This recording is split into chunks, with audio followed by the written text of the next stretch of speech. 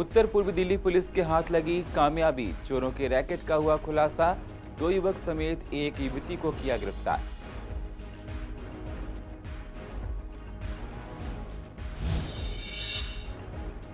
हर्ष बिहार में कोरोना लाने वाले बताकर गार्ड का सिर फोड़ा।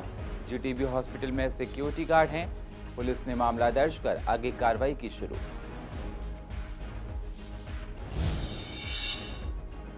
पूर्वी दिल्ली नगर निगम ने कसी कमर।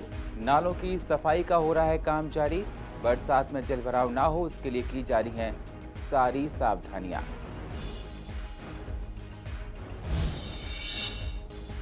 साउथ जोन में कर्मचारियों ने किया प्रदर्शन।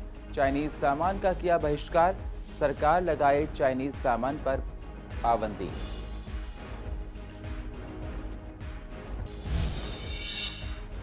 और शकरपुर में 20 तारीख से लापता है लड़की। सीसीटीवी में देखा गया आखिरी बार। पुलिस छानबीन में जुटी।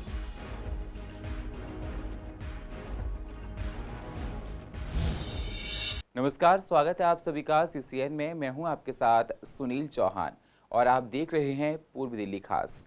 अब होते हैं रूबरू पूर्वी दिल्ली की अहम खबरों के साथ। कोरोना को लेकर दिनों दिन हालात खराब होते जा रही है। कोरोना को लेकर नगर निगम हर संभव प्रयास कर रहा है। हर विधानसभा में आइसोलेशन सेंटर को बनाया जा रहा है जिससे लोगों को सही से इलाज मिल सके। कम्युनिटी सेंटर और बैंक्वेट हॉल में बेड का इंतजाम किया जा रहा है। लगभग 4000 से ज़्यादा बेड लगाए जाएंगे। तमाम संस्थाएं भी कोरोना काल में मदद कर रही हैं। देखिए जी, हम सबको पता है कोरोना का इतनी भयावह महामारी चल रही है और दिल्ली में पूरी तरीके से ये फैल चुकी है। और इससे लड़ने के लिए केजरीवाल साहब की सरकार तो केवल अखबारों में लड़ती रही, बयानबाजी करती रही।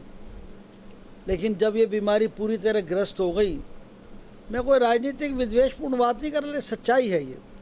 लेकिन जब दिल्ली में पूरी तरह फैल गई तब जा कर के केंद्रीय गृह मंत्रालय ने इसमें हस्तक्षेप किया। ये लगातार बाकायदा आइसोलेशन सेंटर, कोविड सेंटर, क्योंकि 2-2 कमरों को तो घर है हमारे पास। और 2 कमरों में किसी एक को कुछ हो गया तो वो कहाँ करेगा, वो तो सारे घर को ही कोरोना करेगा। तो आज इस बात की डिमांड है कि आइसोलेशन सेंटर बनाए जाएं और उसी के तहत समुदाय सेंटर्स और स्कूलों की लिस्ट सौंपी है और उसके ऊपर हमने काम शुरू कर दिया है। अभी फ़िलहाल शुरुआत में हमारा हर विधानसभा स्तर पे हम एक आइसोलेशन सेंटर हम बनाने जा रहे हैं और उसकी पूरी हमने उसके लिए पूरा प्रोग्राम बना करके, रोड मैप बना करके एलजी साहब को हम सबमिट कर रहे हैं। क्योंकि इस समय डिजास्टर मैनेजमेंट एक्ट लागू है तो कोई हम अलग से व्यवस्था ना खड़ी करके, जो इस समय व्यवस्था डीएम की है, हमारे डीएसओ कर रहे हैं, जो क्या कहते हैं डिस्ट्रिक्ट लेवल पर, उनके साथ ही हम कोऑर्डिनेट करके जैसे से वो हमारे को हम अपनी जगह देने को तैयार हैं। बारिश का मौसम दिल्ली में दस्तक दे चुका है। बारिश के मौसम में जल भराव की समस्या बहुत ज़्यादा देखी जाती है। इसी को देखते हुए निगम नालों की सफाई करा रहा है और गाद को निकलवा कर अलग जगह डलवा रहा है, जिससे बरसात के मौसम में पूर्वी दिल्ली के लोगों को परेशानी ना उठानी पड़े। फ्लड वाले नाले, जो बड़े नाले हैं जो दिल्ली सरकार के अंदर आते हैं, उनकी भी निगम देखरेख कर रहा है और साफ सफाई पर पूरा जोर दिया जा रहा है, जिससे आने वाले समय में बारिश के समय में पानी ना भरे। मानसून अपनी दस्तक दे चुका है। उस दस्तक को सुनते हुए टीडीएमसी ने अपने सभी नालों की सफाई लगभग 100% पूर्ण कर दी है।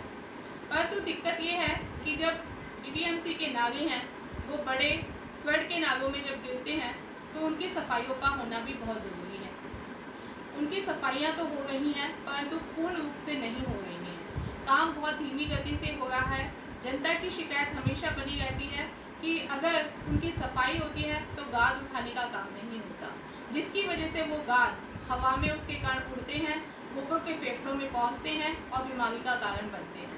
और बदबू इतनी ज़्यादा होती है कि लोग वहाँ पे खड़े भी नहीं हो सकते। अगर वो उस गाद को उठाते भी हैं तो आधा सड़कों पे फैल जाता है, आधा दीवारों पे टंगा रहता है, जिसकी वजह से बहुत दिक्कत होती है। मेरा सिर्फ इतना कहना है कि टीडीएमसी पूर्ण रूप से तत्पर है अपने काम के लिए। इसी तरह से अगर दिल्ली सरकार भी अपने नालों की थोड़ी बहुत सफाई कर दे, जिससे कि बारिशों में बिल्कुल दिक्कत नहीं होगी और जल भराव की समस्या बहुत कम होगी। कोरोना को लेकर दिल्ली में दिनों दिन हालात खराब होते जा रहे हैं। दिल्ली में कोरोना से बचने के लिए केंद्र और दिल्ली सरकार हर संभव प्रयास कर रही है। कोरोना महामारी ने पूर्व दिल्ली में बुरा हाल कर रखा है। कई लोगों की जान इस महामारी की वजह से जा चुकी है। तो कैसे रखें इस बीमारी से बचाव, कौन कौन सी सावधानियां बचा सकती हैं इसके संक्रमण से, इसी को बता रहे हैं डॉक्टर अनिल गोयल और डॉक्टर गौतम सिंह। अगर हमारे को ऑलरेडी बॉडी में कुछ कमियां हैं, कुछ दिक्कतें हैं, जैसे कि ब्लड प्रेशर, शुगर, किडनी की डिजीज, कैंसर या हार्ट की प्रॉब्लम, अगर ऐसी कोई दिक्कतें हैं हमारे को या सांस लेने की दिक्कत, तो उन लोगों के अंदर अगर कोई भी बीमारी हो, एक नॉर्मल फ्लू भी हो, तो उसमें यह देखा गया कि उन लोगों की रिकवरी स्लो होगी, बीमारी उसमें ज्यादा होगी और अधिक दवाइयां लेने की वजह से, वैरायटी ऑफ बीमारी की वजह से उनकी दिक्कतें ज्यादा बढ़ सकती हैं। इसीलिए ये देखा गया है कि इस चीज को जो लोग अच्छे से नहीं समझ पा रहे, वो कंफ्यूज हो जाते हैं या वो ये सोचते हैं कि ये वायरस किस तरह का वायरस है। पहले तो ये कह रहे थे कि खाली बुजुर्गों को इससे खतरा है, मगर अब ये कह रहे हैं कि जवान लोगों को भी इससे खतरा है। तो जवान लोगों में भी जो है वो नॉर्मल कॉमन फ्लू से भी जो है वो डेथ हो सकती है। वायरल न्यूमोनाइटिस नॉर्मल जिन लोगों को कोई बीमारी नहीं है उनको भी हो सकता है। ऑन द अदर हैंड जो कि नॉर्मल पेशेंट हैं, जिनको बैकग्राउंड में कोई बीमारी हो, जैसे blood pressure, sugar, cancer, heart की बीमारी, सांस की बीमारी या किडनी की बीमारी, ऐसे लोगों को अगर कोई भी बीमारी लगे, भले वो कोरोना वायरस से लगे या भले किसी और वायरस से लगे, उनको इस बीमारी के लक्षण ज्यादा होने में और सही होने में टाइम ज्यादा लगना और गंभीर रूप से भी बीमार होने की संभावना हमेशा बनी रहती है। अगले 1 वर्ष तक आपको सोशल डिस्टेंसिंग मतलब 6 फुट दूर रहना है, मास्क को यूज करना है और हैंड हाइजीन का ख्याल रखना है। चाहे वो आपको हर 2-2 घंटे पर 20 सेकंड के लिए साबुन पानी से हाथ साफ करें या हैंड सैनिटाइजर से साफ करें। बीच बीच में जब भी अभी कहीं जगह लगता है कि कोरोना की हिट सरफेस पर आपका हाथ टच किया है, कोशिश करें कि अपने जहां रह रहे हैं घर में, वहां पर भी सैनिटाइजेशन इन्वायरमेंट का भी करें। कि जिन लोगों में डायबिटीज़, हाइपरटेंशन, हार्ट डिजीज़ नहीं है, जो अपना यंग लोग हैं, हिंदुस्तान वैसी यंग पॉपुलेशन ज़्यादा है, 15 साल से लेकर 60 साल तक है, तो उनमें ये ही एहतियात रखना है। और हो सकता है 80-90% आप होम क्वारंटाइन में, अगर आपके घर में एक कमरा है, हवादार कमरा है, टॉयलेट अलग है, तो आप उस कमरे में अपने रहिए। जो नॉर्मल क्वारंटाइन टाइम है, बुखार खत्म होने के बाद, सिम्टम खत्म होने के बाद 10 से 14 दिन या टोटल 17 डेज़ का क्वारंटाइन है। इसमें खूब पानी पिएं, फ्रूट जूस लें, अच्छा खाना खाएं, मिर्ची तली हुई चीज़ें और गरिष्ठ भोजन, फैट वाली चीज़ें कम खाएं, नमक कम लें और कुछ जो साथ में दवाइयाँ होती हैं, जिंको विटामिन सी है या एंटीऑक्सीडेंट्स हैं, म्यूसिनेक है, कैल्शियम है, ऐसी दवाइयाँ डॉक्टर्स के प्रिस्क्रिप्शन के बाद लें। उसमें हो सकता है वो हाइड्रोक्सीक्लोरोक्विन भी दें, उसमें हो सकता है आपको एजिथ्रोमाइसिन दें, डॉक्सीसाइक्लिन दें। इसमें बहुत कम लोगों में 10-15% में जिनमें ऑक्सीजन सैचुरेशन कम हो जाता है। मतलब जो SpO2 है, जब अगर फिंगर में और पल्स ऑक्सीमीटर लगाते हैं तो उसका अगर 94% से कम आता है, या सांस की गति 24 से ज़्यादा होती है, या बराबर बुखार 100-101 के ऊपर रहता है, उस दशा में आपको अस्पताल में भर्ती की या इंस्टीट्यूशनल क्वारंटाइन की ज़रूरत पड़ सकती है। कोरोना वॉरियर्स के साथ अगर गलत व्यवहार हो तो कितना निंदनीय है। ऐसा ही देखने को मिला पूर्व दिल्ली के हर्ष विहार में, जहां GTB हॉस्पिटल, जो कि कोविड हॉस्पिटल बना दिया गया है, उसमें गार्ड की नौकरी करने वाले एक शख्स के साथ इलाके के लोगों ने गलत व्यवहार किया है। इलाके के लोगों ने गार्ड के साथ मारपीट की, जिससे उसको काफ़ी चोट लग गई है। इलाके के लोगों का ये भी कहना है कि कोविड अस्पताल में नौकरी करता है और इलाके में कोरोना को यही ला रहा है। फिलहाल पुलिस ने मामला दर्ज कर आगे की जांच शुरू कर दी है। सवेरे उसी गलते ड्यूटी करके आया था और फिर मैं थोड़ा रेस्ट करके ऊपर डेली टहलने जाता था शाम को अपनी छत पे, टेरेस पे। तो सर उस दिन की बात है सर, मैं टहल रहा था तो ऊपर वाले ने पूछा कहाँ ड्यूटी करते हो, पीछे वाली गली में। किसने पूछा? पीछे वाली गली की एक लड़के ने। तो वो कहते कहाँ ड्यूटी करते हो, तो मैंने बोला GTB हॉस्पिटल में। उसने बोला कोरोना, वो तो सारा कोरोना वायरस है। मैंने हाँ जी। कह रहा कोरोना, यहाँ पे तो तुम कोरोना फैला रहे हो। फिर मैंने अपनी छत पे कोरोना फैला रहा हूँ, मैंने उससे बोला। मैं आपके पास कोई ना रहा हूँ कोरोना फैलाने। तो वो कहते हैं, वो गाली देने लगते हैं मेरे को, माँ की बहन की। तो मैंने भी उसे गाली दी। तो उसके बाद वो कहता रुक जा, अभी बताता हूँ तेरे को। इतनी देर में फटाफट घूम के हमारे पास आ गया, हमारे घर पे। और मैं उतरा भी नहीं था सीढ़ी से नीचे, इतने में आके फिर गाली देने लगा।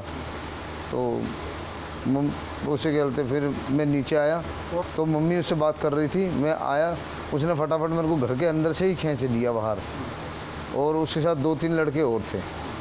तो यहाँ पे आते के साथ ही उसने गुत्था चालू कर दी। और हमारे ये भी जीजा जी भी आए हुए थे घर पे, इन्होंने फिर बहुत बीच बचाव कराया, इन्हें भी मारा, फिर ईंट मार दी। तो उसके बाद मैं काफ़ी घायल हो गया था, तो मैं इतना लड़ नहीं पाया उनसे। फिर मैं यहाँ पे बैठ गया, तो फिर मैं उसके बाद मैं बेहोश हो गया। 2-2.5 घंटे ये सब 100 नंबर पे कॉल कर रहे थे, इन्होंने बताया मुझे कि 100 नंबर भी 2-2.5 घंटे बाद ही आई है सर, और मैं उतने में बेहोश हो गया था पूरा। देखो सर, मेरे लिए संग न्याय होना चाहिए। मेरे बच्चे के मार के गए, मेरे घर में मार के गए, मैं इसके प्रति न्याय चाहती हूँ। बिल्कुल उनका कोई एक्शन नहीं हुआ है, वो तो अपने ऐसे ही छुट्टा सांड की तरह डोल रहे हैं। उन्होंने जो भी करा हो, खिलाया हो ना खिलाया हो मुझे नहीं पता, लेकिन उन्होंने कोई एक्शन नहीं लिया है। दिल्ली सरकार हमारी मदद करे। अब हमारा लड़का जीटीबी में ड्यूटी करता है, कोई अपराध कर रहा है अपनी जान जोखिम में डाल के, समाज सेवा कर रहा है जनता की, जिसके लिए वो हमारे को ऐसे मार के जाएंगे घर में, तो कोई भी मार लेगा हमें तो गली में। आज पीछे वाले मार के गए, कल गली वाले हमारे घर में चढ़े आएंगे, क्योंकि उनने हमारे घर में से मारा है बिना मतलब में। कोई गाली नहीं, कोई गलौच नहीं, कोई दुश्मनी ही नहीं। जनता की और मैं बोलती रह गई कि मुझसे बात कर, क्या हो गया क्या हो गया। उनने इतनी देर में तो धर खींचा। मैं तो न्याय चाहती हूँ। अब सरकार जाने, मेरा लड़का सरकार की मदद कर रहा है, मेरा लड़का कोई प्राइवेट ड्यूटी नहीं कर रहा है, मेरा लड़का सरकारी हॉस्पिटल में नौकरी कर रहा है। अब उसके साथ क्या होना चाहिए। उत्तर पूर्वी दिल्ली पुलिस के हाथ अहम कामयाबी लगी है। पुलिस ने चोरों के रैकेट का खुलासा किया है। पुलिस ने 2 युवक समेत एक युवती को गिरफ्तार भी कर लिया है। नंदनगरी थाना पुलिस की टीम चोरी के मोबाइल की जांच के लिए सर्विलांस के आधार पर मकान में पहुंची, जहां चोरी का मोबाइल भी बरामद हो गया। शादरा जिले के कृष्णनगर क्षेत्र के एक व्यापारी ने पूछताछ में पता चला कि कुछ दिनों पहले कृष्णनगर में रहने वाले व्यापारी के यहाँ चोरी हुई थी, जिसमें कैश और ज्वेलरी का सामान चोरी कर लिया गया था।